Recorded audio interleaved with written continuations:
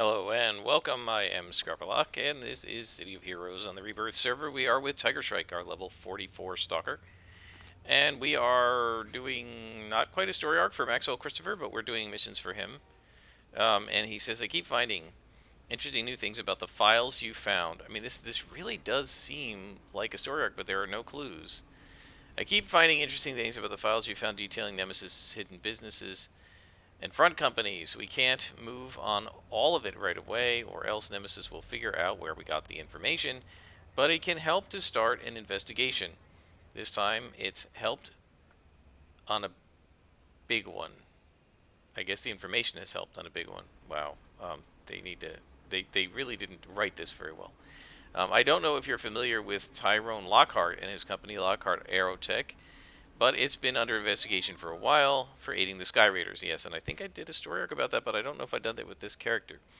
If we can find solid evidence of a connection between Lockhart and Nemesis, that'll take care of the case against Tyrone. So now we need to go to Brickstown and find evidence in the warehouse.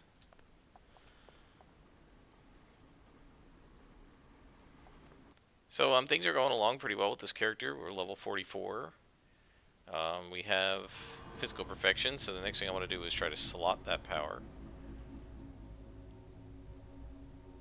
Let's take a look here. I still haven't done Shockwave, which I would like to do.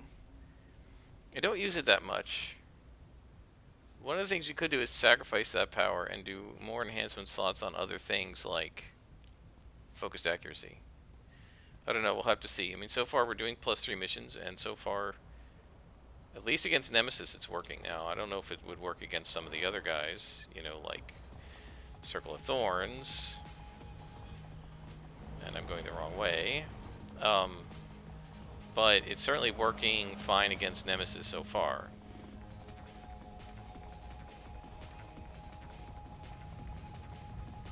So I've been pretty pleased with that. Now, one of the things bumping the difficulty level does, at least I think it does, is it improves the amount of XP you get. It certainly does it from defeating minions and lieutenants and stuff. I think it also changes the mission bonus XP, but I could be wrong about that. I feel like the last time I changed it, I went in and did a mission, and it didn't get any more for the mission than I had before I changed it. And that's a little odd. I could have sworn that in the old days, at least, when you bumped the mission difficulty, you also got more experience for the mission completion. I could be wrong about that, though. It's been a long time since I paid attention to any of that. Alright, here is a sniper, but he has his back to me, so he's just going to die. Bye. You can see how brutally effective this character is against lieutenants like that, because the sniper is effectively a lieutenant. So now what I've got to try to remember to do with all of these snipers is make sure we're hidden before I do things like open a door, because then if there's a sniper, if this is a hallway and there's a sniper down the hallway, right, like this guy, he would have seen me for sure. But he didn't see me because I waited until I hid.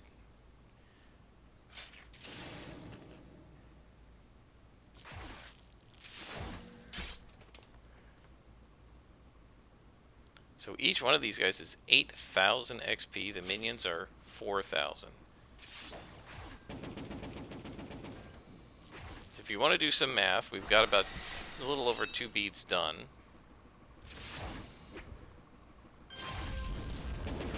And if we look at how much XP, we needed about, what was it, 2.6 mil to level, right?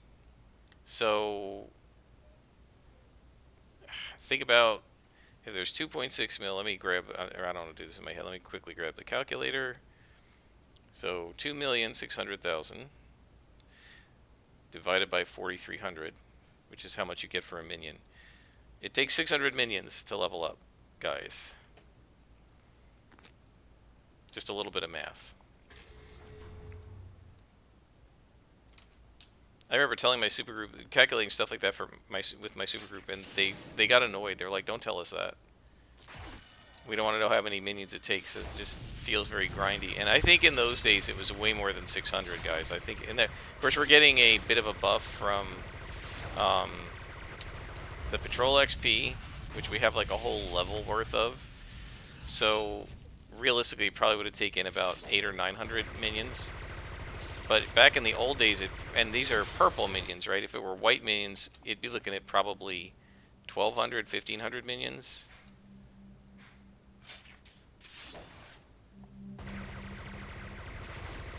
Of course, you're not just fighting minions, you get a lot more XP for lieutenants, you get a lot more XP for bosses, you get XP for completing storylines, right? Story arcs, you get XP for completing missions. So now we're looking for evidence. Are we hidden yet? Why are we not hidden? There we go.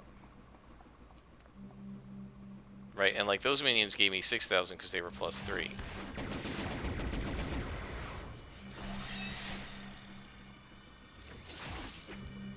That's a lot of a buff. Maybe the Jaegers give less XP than normal minions? I don't know.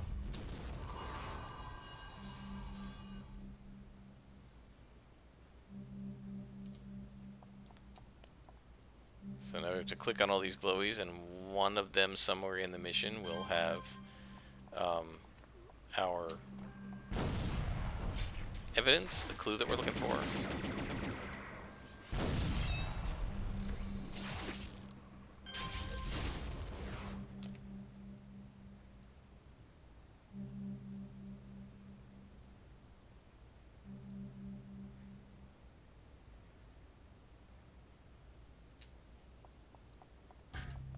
Let's see, we don't need those.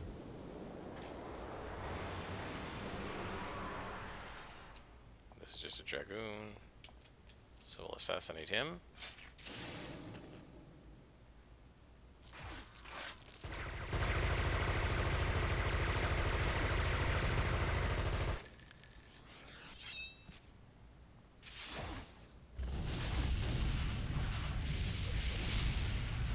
Where did he come from?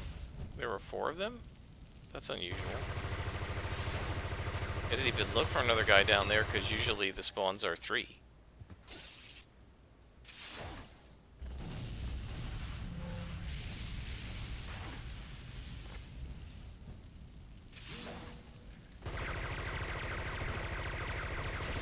Not that it matters, we took care of these guys, no problem.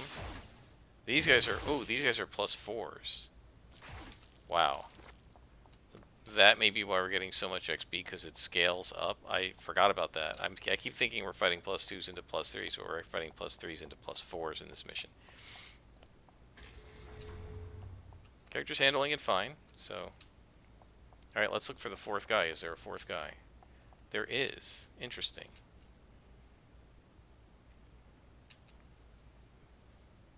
Alright, so for these guys, we probably want to wait for build-up. I don't know if...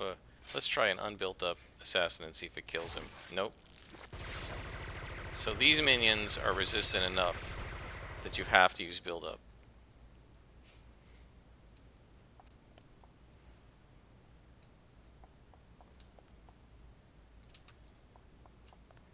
If you want to one-shot them. I mean, you don't have to, but if you want to one-shot them, you do.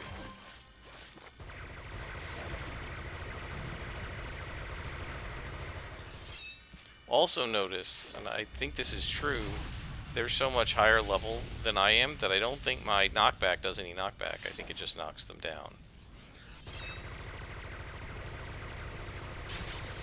Because whether you can knock down or knock back is partly depends on the power. For instance, I think focus is by default just a knockdown, but it also depends on the level difference between you and the guy you attacked. And I keep not waiting for hide. I keep forgetting about the snipers. There's no sniper here.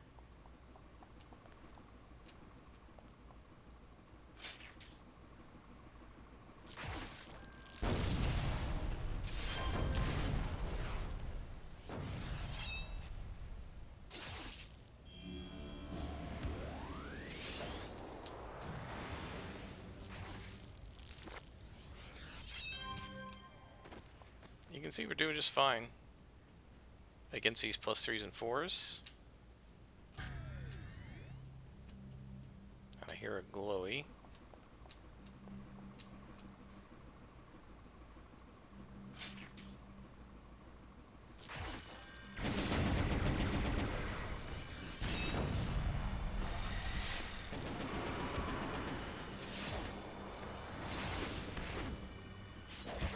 See, those guys, they're red, they went flying back. We're gonna have to try it on purples and see. The purple dragoons did not appear to go backwards.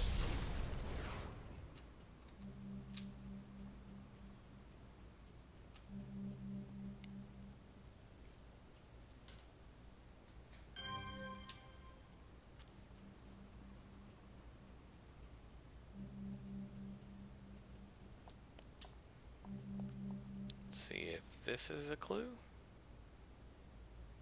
Nope. I often wonder with these, whether they've programmed it so that when you log in to the mission, when the mission instance appears, right? Whether at that moment, the instant it is generated, it picks one of the glowy locations and says that's it at random, and then whichever one, whenever you click on it, you get the evidence, or whether they do something like, nope, the last glow you click on is going to be the evidence, no matter what order you click on them. I don't know. I mean, I remember when I was a young game master, dungeon master, I used to do stuff like that, right? I would create a dungeon, and there's some treasure they have to find, whatever, there's some MacGuffin they have to find, and I would just, make a note to myself that, well, whichever's the last room they go into, the last treasure chest they open, right? That's going to be where it is. I don't do that kind of thing anymore. Now there's a logic to the dungeon. It's built a certain way. The enemies would put this thing in this place. If the players beeline to it, then they beeline to it. I mean, then they get less experience because they didn't fight as many monsters. That's up to them, right? Whatever they want to do.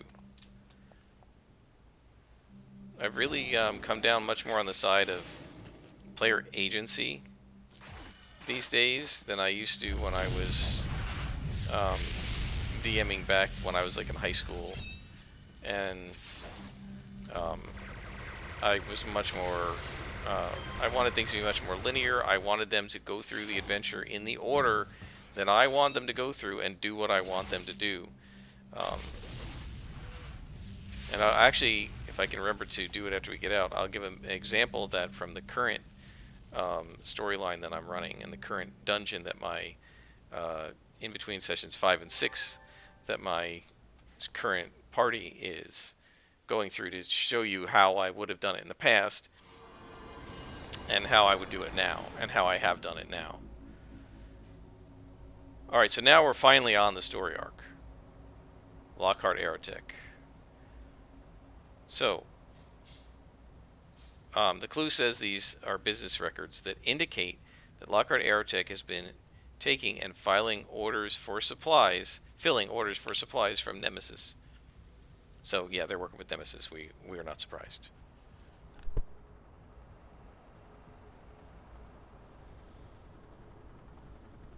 Alright, so we need to go to Steel Canyon, and I'll just run up there because it's not that far.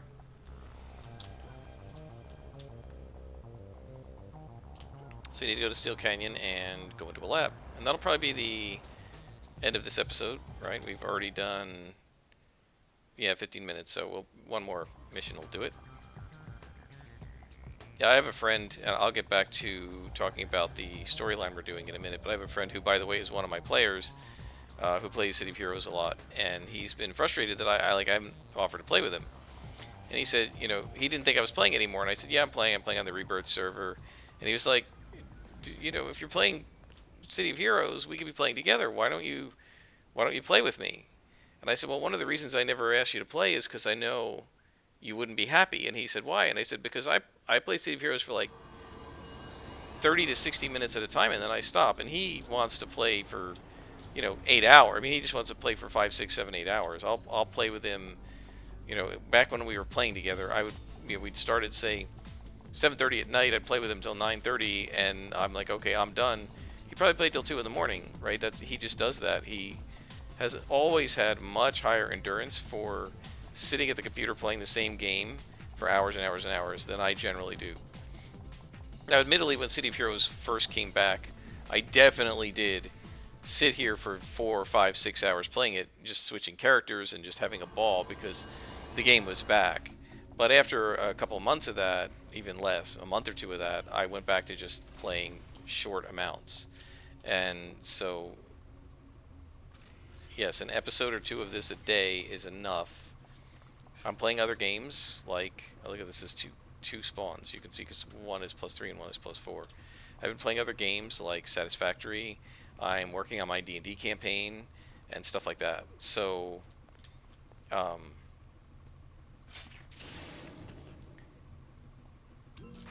yeah, I'm not going to be playing City of Heroes for like 6 straight hours. I don't do that anymore. I don't know that I ever really did that, even when the game was first came out. He's got a lot more stamina for playing games than I do. At least at the computer.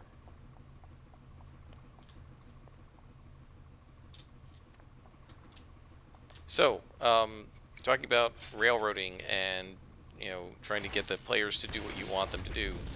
I'm working on we're running a storyline right now. It's the second adventure in my campaign. It's set in the Roman Empire. Doesn't actually really matter much for this particular story. And so there's a bunch of goblins, and they have been taking... Let's just look for the evidence. Oh, there's some. They've been taking slaves. There are these outlying farms outside the town, and the local magistrate is not allowing the soldiers to patrol up there and prevent the goblin raids. Now, he's claiming that the reason is that he's been ordered by the emperor not to send the troops out of town, and that is true. However, if he told the governor of the province that the farms are very important to the Romans because they feed the army, right? If he had told them that the farmers were being attacked and the farms are in jeopardy, the governor would have probably given him permission to send the army out temporarily and deal with the goblins, right? Or the governor may have even sent another century of troops into that zone to just deal with it, right? They are not going to let their farms be wiped out because then they can't feed their army. However, this particular magistrate, the prefect of the town, he wants to buy these farms because in the old days, in the Roman times, the patricians ended up buying up a lot of the farms and, getting rich and having these sort of conglomerates of farms. And that's what he's trying to do, is buy up all the property around the town so that he owns all the farms. And the farmers north of town don't want to sell to him because they're family farms. So what he's done is he's actually recruited the goblins to raid the farms. He can blame the goblin raids, and then he's hoping the people will get frustrated and will leave the farms and sell them to him. So that's sort of the setup. They don't know about that. They know he's being a coward and not allowing the troops to go out and fight the goblins, but they don't know any of the details, and they do know that people have been kidnapped. And one of the things that I thought would be interesting was if there was a story about how a druid, it's an elven woman, right? I don't think they don't know she's a druid yet, I don't think. But that this elven woman had gone to try and help the farmers and never came back. And so they're looking for her. So what I decided to do was, okay, this is a level 2 druid NPC. I had thought that they were going to go through this adventure at level 1, and I said, well, they might need some help with the boss. And then I can make the boss battle more interesting because they'll have a level 2 character with them, and I can make the boss a little more powerful, right? The leader of the goblins, the goblin chief, Chief Grek.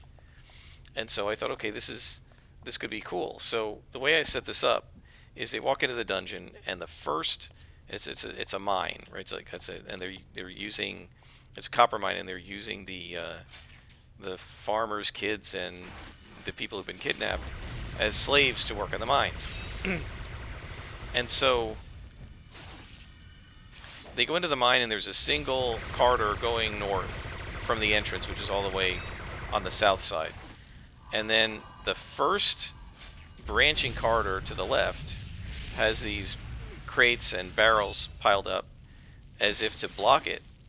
And, you know, just map logic, knowing my one friend who I've played many D&D games with, since it's the first passage you come to, right, the first thing I expected them to do was to investigate it. And so behind this set of barrels is going to be a large room with some dead goblins and a blood trail leading into a wall that has a concealed door. And behind that concealed door is the druid woman.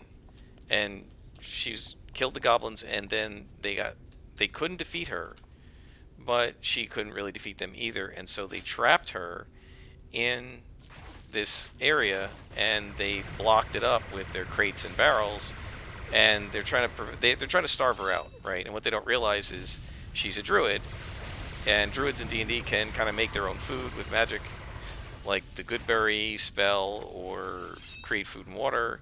And so she's been able to create food, but she hasn't gone out because she saw them booby trap the barrels, and she doesn't want to fight the whole lair of goblins. So she's been sitting there trying to figure out what to do, and then the party comes along and presumably will help her, and I am not going to fight all these guys. It's just too many. I mean, oh. God, I thought I was hidden. Oh well, I guess I didn't wait quite long enough. So I am going to fight some of these guys. So yeah, I assumed when I built the dungeon, and particularly the final boss fight, that these guys would have as reinforcements a level 2 druid. Now originally I thought they were going to be level 1. When they leveled up doing something else, I beefed up the encounter with the boss. He's got more minions with him and stuff. Again, assuming that they would have the druid to help them, right? And knowing my friend, knowing the way he runs through dungeons, I assumed he would make them investigate the crates and stuff. And so they bypassed it and actually went to the next corridor, and they found some goblins, and they captured a couple, and they got one of them to tell them what's behind the crates, and he said it was an elven woman, right? So they know she's there. So I'm like, okay. I was so thrilled they questioned him, because they figured, okay, now they'll go help her, right? They know she's trapped back there. But instead he said, oh, let's wait and come back after we've cleared the dungeon, so that the goblins don't try to ambush us while we're doing this. And I was like, oh no, that's not what I was hoping you guys are going to do, But again, it's free will. Now, in the old days, I would have, I'm actually playing the one guy's dwarf as an NPC because he hasn't been able to join us for a couple of sessions. And in the old days, I would have had the dwarf say something that would indicate to the players, I want you to go in here right now. Right? I want you to go in here first. And they probably would have done it. But I don't do that anymore, right? They can do whatever they want. So if they don't rescue her, they're looking at a really tough fight. And they've used some of their abilities and spells and stuff. So I don't know, right? With her there, she's a Circle of the Moon druid, so she can wild shape into a giant tiger and actually be pretty powerful, more powerful than she would be as a druid. In terms of her challenge rating, right, as a druid, she's like a challenge rating of a quarter, which means it would take 4 of her to challenge a level 1 party. But she can turn into a challenge rating 1 tiger, which means 1 of the tiger would challenge a level 1 party, right? So she's 4 times as powerful when she's in that form. And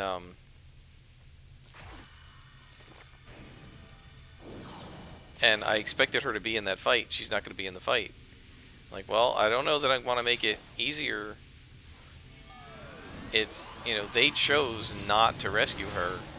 So I guess they're going to have to live with that harder fight.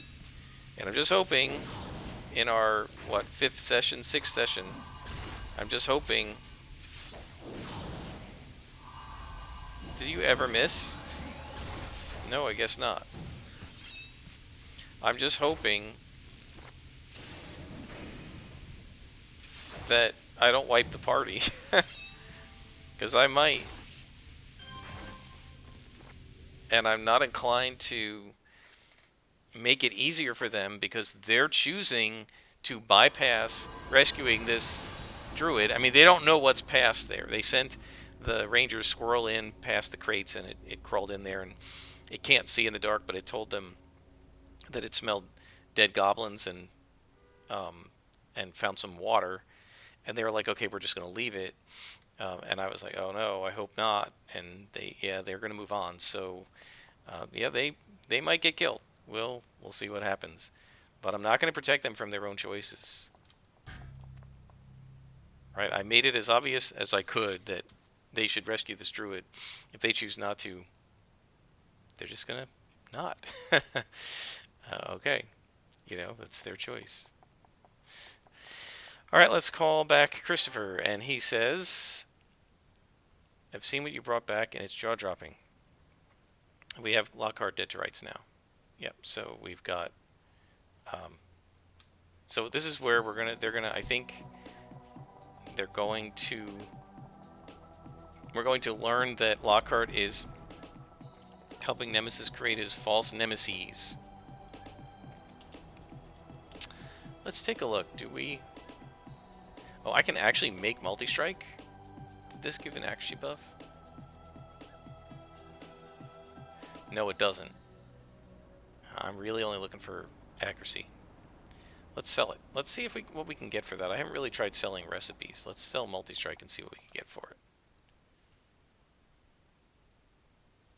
I can't believe this thing didn't even sell for 1,000. I guess we're going to just sell it to a vendor. So let's see. Does anybody want multi-strike? Apparently not. Yeah, they love getting... Does this thing buff accuracy? Health. I think we want to buff accuracy. This doesn't sell for much either. Yeah, I'm really surprised the recipes sell for crap, and then the salvage sells for a lot. The orange salvage. But the recipes nobody seems to want. I wonder why that is. Oh well, we're going to stop here, and I will show you the next part of this story arc in the next episode. Until then, I am Scarperlock, and this has been City of Heroes Rebirth.